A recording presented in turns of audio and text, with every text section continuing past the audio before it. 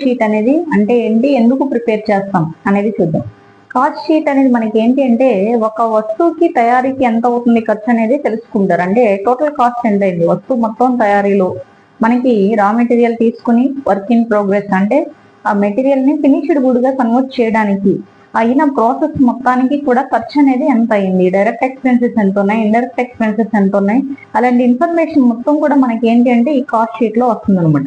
ఈ విధంగా ఏంటి అంటే మనకి ఒక వస్తువు రా మెటీరియల్ నుంచి అది ఫినిష్డ్ గుడ్ గా కన్వర్ట్ అయ్యే వరకు ప్రాసెస్ మొత్తం ఎక్స్పెండిచర్ తెలుస్తుంది కాబట్టి టోటల్ కాస్ట్ అనేది తెలుస్తుంది. ఆ వస్తువు తయారీకి టోటల్ కాస్ట్ అనేది ఎంతో తెలిస్తే అలాగే మనం సేల్ అనేది ఎంతకు చేయొచ్చు, ఎంత ప్రాఫిట్ అనేది వస్తుంది అనేది మనకి ఇన్ఫర్మేషన్ అనేది కాస్ట్ షీట్ ద్వారా తెలుస్తుంది అనమాట. కాబట్టి కాస్ట్ షీట్ ద్వారా మనం ఏం తెలుసుకుంటున్నాం అంటే టోటల్ కాస్ట్ అనేది ఎంత అయింది వస్తువుల తయారీకి, దాన్ని ఎంత అమ్మాము మనం, ఎంత ప్రాఫిట్ వచ్చింది అనే ఇన్ఫర్మేషన్ కాస్ట్ షీట్ ద్వారా తెలుస్తుంది. కాబట్టి కాస్ట్ షీట్ అనేది ప్రిపేర్ చేయడానికి ఫార్మాట్ ఈ విధంగా తీసుకోవడం జరిగింది. నేను ఏం తీసుకున్నానంటే పర్టికులర్స్ అమౌంట్ అంటే ఒకటి ఇన్నర్ కాలం ఒకటి అవుటర్ కాలం అనేది తీసుకుంది. పైన మనం హెడ్డింగ్ ఏం పెట్టాలంటే స్టేట్మెంట్ ఆఫ్ కాస్ట్ షీట్. లెక్క చేసేటప్పుడు స్టేట్మెంట్ ఆఫ్ కాస్ట్ షీట్ డేట్లు ఇచ్చినప్పుడు డేట్లు కూడా రాసుకోవాల్సి ఉంటుంది.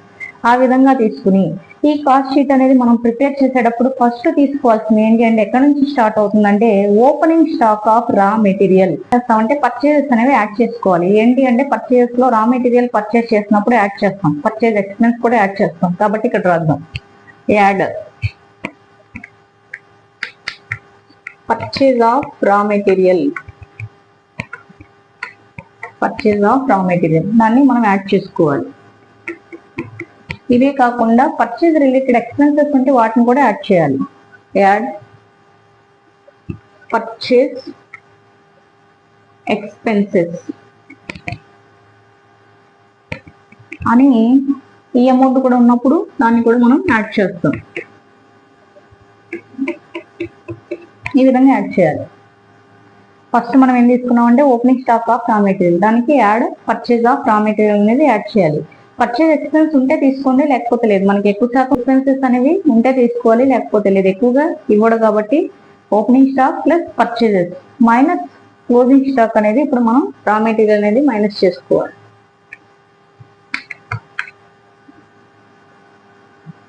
ఇవి యాడ్ చేశాక నెక్స్ట్ ఏం చేస్తామంటే closing stock of raw material ని లెస్ చేసుకోవాల్సి ఉంటుంది, మైనస్ చేయాల్సి ఉంటుంది. కాబట్టి less closing stock of raw material.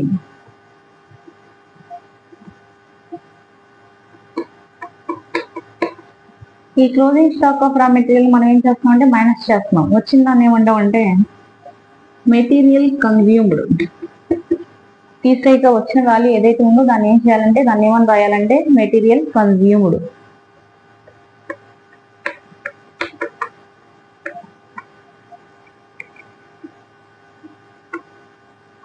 ఈ మెటీరియల్ కన్జ్యూమ్డ్ కి మనం నెక్స్ట్ ఏం చేస్తామంటే డైరెక్ట్ ఎక్స్పెన్సెస్ ఉంటే యాడ్ చేసుకోవాల్సి ఉంటుంది. కాబట్టి యాడ్ మెటీరియల్ కన్జ్యూమ్డ్ కి మనం నెక్స్ట్ ప్రాసెస్ ఏం చేస్తామంటే డైరెక్ట్ వేజెస్ ఉంటే కనుక యాడ్ చేయాలి. కాబట్టి add direct wages. Direct wages ని మనం ఇంకొక పేరుతో ఏం పిలుస్తామంటే ప్రొడక్టివ్ వేజ్ అని కూడా అంటాం. కాబట్టి ORR productive wages.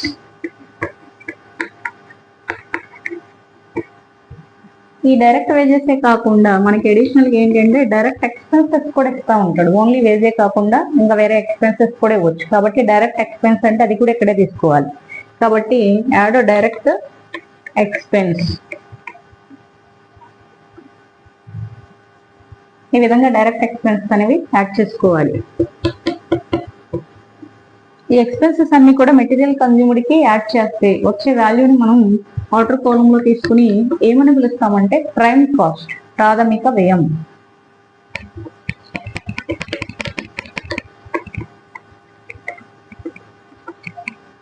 Prime cost total ఏగా చూపిస్తున్నా, ఎందుకంటే ఇంకా మనకి క్యాలిక్యులేషన్ ఉన్నాయి కాబట్టి ఆ విధంగా తీసుకున్నాం. ప్రైమ్ కాస్ట్ తర్వాత నెక్స్ట్ మనం ఏం చేస్తామంటే ఫ్యాక్టరీ ఓవర్ హెడ్స్ అనేవి యాడ్ చేసుకోవాల్సి ఉంటుంది. ఫ్యాక్టరీ ఓవర్ హెడ్స్ లో మనం ఏం తీసుకుంటాం అంటే ఫ్యాక్టరీ రిలేటెడ్ ఎక్స్పెండిచర్ అంతా కూడా ఫ్యాక్టరీ ఓవర్ హెడ్స్ లో రాసుకోవాలి. అంటే ఫ్యాక్టరీకి సంబంధించిన ఖర్చులన్నీ కూడా ఇక్కడ తీసుకుంటాం అనమాట. ఇక్కడ కొన్ని రాసుకున్నాం మనం. ఫస్ట్ వన్ ఏంటంటే ఇండైరెక్ట్ వేజెస్ అంటున్నాం, దాన్ని అన్ప్రొడక్టివ్. ఇది ఒకసారి మీరు అబ్జర్వ్ చేయాలి. ఇక్కడ ఇక్కడ మనకి డైరెక్ట్ వేజెస్ ఉన్నప్పుడు ప్రొడక్టివ్ వేజెస్ అంటున్నాం, ఇండైరెక్ట్ వేజెస్ అయితే అన్ప్రొడక్టివ్ వేజెస్ అనేవి తీసుకోవాల్సి ఉంటుంది. Next factory rent and taxes మనం తీసుకుంటాం. నెక్స్ట్ మనకి depreciation on plant and machinery, work manager salary, ఇవన్నీ తీసుకున్నాం. వీటితో పాటు ఇంకా అడిషనల్ గా ఎటువైపు తీసుకున్నాం. నెక్స్ట్ మనకి ఇక్కడ నుంచి కంటిన్యూషన్ చూస్తే గ్యాస్, ఎలక్ట్రిసిటీ, ఫ్లైట్, వాటర్, అవన్నీ కూడా మనం ఫ్యాక్టరీ రిలేటెడ్ గా యూజ్ చేస్తాం కాబట్టి అది తీసుకోవాలి. Next factory stationery, factory lighting, heating, తర్వాత fuel, waste, oil, insurance on building, factory buildings, next supervisor salary, other factory expenses అనేసి చెప్తున్నాం అనమాట. అవన్నీ కూడా మన ఫ్యాక్టరీ రిలేటెడ్ అని కనబడినవన్నీ కూడా ఫ్యాక్టరీలో తీసుకోవాల్సి ఉంటుంది. తీసుకుని ఇవన్నీ యాడ్ చేసి అవుటర్ కాలమ్ కి తీసుకెళ్ళాం. దీని తర్వాత నెక్స్ట్ ప్రాసెస్ ఏంటి అంటే యాడ్ అని బట్టి opening work in progress, opening work in progress,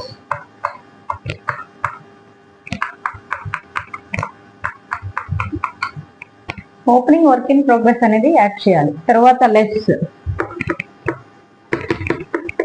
closing work in progress,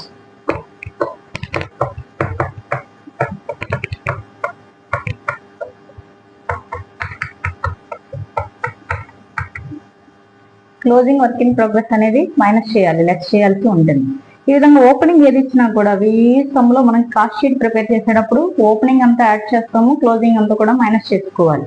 ఈ విధంగా చేయగా వచ్చింది మనకి అంతా టోటల్ చేయగా ప్రాసెస్ చేయగా వచ్చింది అని ఏమంటామంటే factory cost.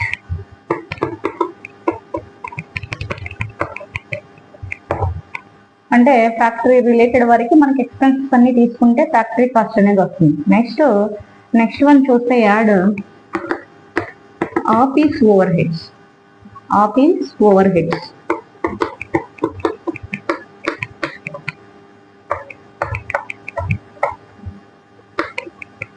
Office over head ని ఇంకొకటి కూడా పిలవచ్చు. మనం ఏమని పిలవచ్చు అంటే అడ్మినిస్ట్రేటివ్ ఓవర్ హెడ్ అని కూడా అనొచ్చు అనమాట. అంటే office related are administrative related expenses అన్ని కూడా ఇక్కడ తీసుకోవాల్సి ఉంటుంది. ఈ విధంగా మనం యాడ్ చేసుకోవాల్సి ఉంటుంది కాబట్టి అవన్నీ రద్దు. ఆఫీస్ ఓవర్ హెడ్ లో మనకి ఆఫీస్ రిలేటెడ్ ఏం తీసుకున్నాం అంటే first one office staff salary, ఒకసారి ఆఫీస్ శాలరీ అని కూడా అడుగుతాడు.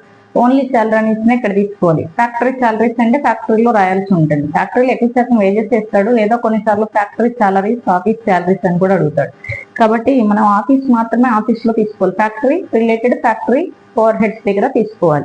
నెక్స్ట్ మనకి లీగల్ చార్జెస్, లీగల్ చార్జెస్ అనేది కూడా మనకి business related, administration related expenses కాబట్టి ఇక్కడ తీసుకుంటాం.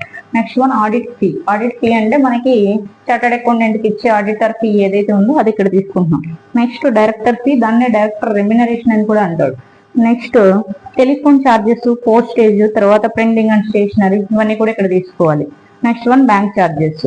ఈ విధంగా మనం ఇక్కడ వరకు తీసుకున్నాం. దీని తర్వాత నెక్స్ట్ ఏం చేస్తామంటే కనుక యాడ్ ఓపెనింగ్ స్టాక్ అనేది యాడ్ చేయాలి, క్లోజింగ్ ఫినిష్ స్టాక్ అనేది మైనస్ చేసుకోవాల్సి ఉంటుంది. మనకి ఇక్కడ ప్లేస్ లేదు కాబట్టి రఫ్ చేసి ఇటువైపు రాద్దాం. ఇక్కడ నుంచి కంటిన్యూషన్ మనం ఇటువైపు రాస్తున్నాం. నేను ఇక్కడ ఆల్రెడీ బ్యాంక్ ఛార్జెస్ అని రాశాను. మళ్ళీ ఇక్కడ ఎందుకు రాశానంటే మీకు అర్థం అవడం కోసం ఇక్కడ బ్యాంక్ ఛార్జెస్ అని రాశాను. అంటే ఇన్నర్ కాలంలో బ్యాంక్ ఛార్జెస్ వేయాలి. వీటి అన్నిటి యొక్క టోటల్ అనేది మనం అవుటర్ కాలంలో చూపించాల్సి ఉంటుంది కాబట్టి ఈ విధంగా నేను అవుటర్ కాలం అనేది తీసుకున్నాను. ఇప్పుడు దీని తర్వాత కంటిన్యూషన్ ప్రాసెస్ ఏంటి అంటే add opening finished stock, opening finished stock, opening finished stock add చేయాలి. ఓపెనింగ్ ఫినిష్డ్ స్టాక్ అనేది యాడ్ చేయగా వచ్చిన వాల్యూకి ఏం చేస్తామంటే క్లోజింగ్ ఫినిష్డ్ స్టాక్ ఏదైతే ఉందో దాన్ని మైనస్ చేసుకోవాలి. Less closing finished stock,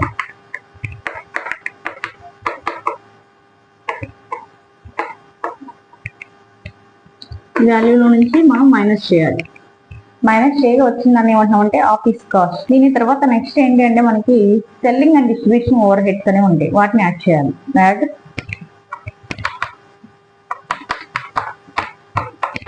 selling and distribution over heads.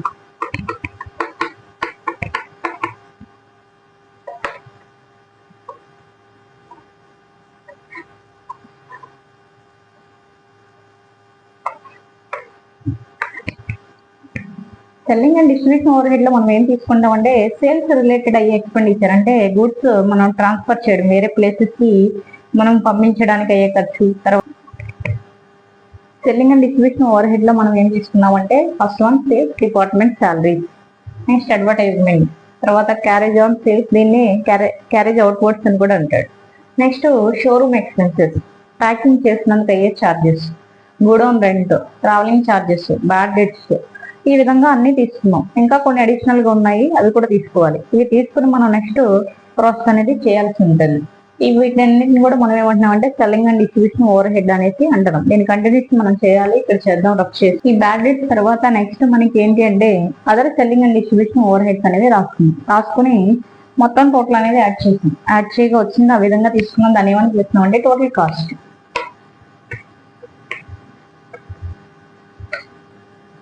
Total cost అనేది రాస్తాం. టోటల్ కాస్ట్ కి మనం ఏంటంటే ప్రాఫిట్ అనేది యాడ్ చేస్తే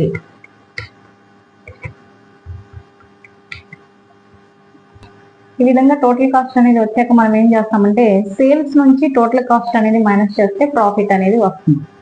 ఈ విధంగా కాస్ట్ షీట్ అనేది ప్రిపేర్ చేయాల్సి ఉంటుంది. కాస్ట్ ద్వారా మనకి ఏంటంటే టోటల్ కాస్ట్ అనేది తెలుస్తుంది. దాని ద్వారా సేల్స్ అనేవి ఎంత అమ్మాలి, ప్రాఫిట్ ఎంత తీసుకోవాలి అనే ఇన్ఫర్మేషన్ అనేది తెలుస్తుంది. ఈ విధంగా కాస్ట్ షీట్ అనేది ప్రిపేర్ చేస్తాం.